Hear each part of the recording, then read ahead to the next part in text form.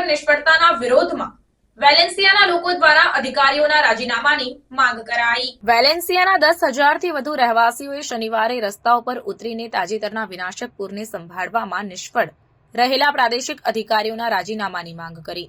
આ વિરોધ જે એક મહિનામાં બીજી મોટી રેલી છે, નાગરિકો દ્વારા સ્થાનિક સરકારની અવગણના અને અયોગ્યતાના પ્રત્યેની નારાજગી અને ક્રોધ વ્યક્ત કર્યો।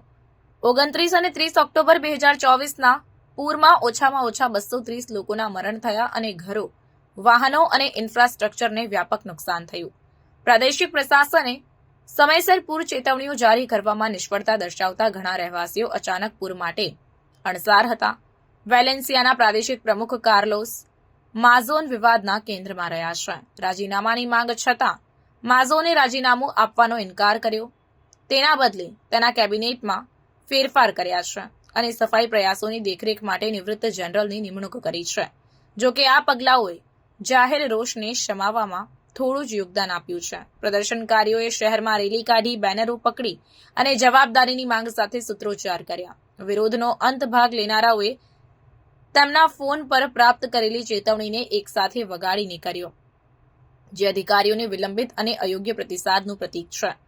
પૂર અને તેમના પરિવારોના બચેલા લોકોએ આપત્તિ દરમિયાન અને પછીના પડકારો વિશે ખુલ્લેઆમ વાત કરી છે। ઘણા લોકોએ બચાવ અને પુનઃપ્રાપ્તિ કામગીરીની ધીમી ગતિની ટીકા કરી, જે અસરગ્રસ્ત વસ્તીની જરૂરિયાતને પહોંચી વળવા માટે દિવસો લાગી। વિરોધ પ્રદર્શન દરમિયાન પૂર રક્ષણ અને આપત્તિ પ્રતિસાદ સિસ્ટમોમાં નોંધપાત્ર સુધારાઓની માંગ સાથે વિસ્તૃત મુદ્દાઓને પણ હાઇલાઇટ કરવામાં આવ્યા।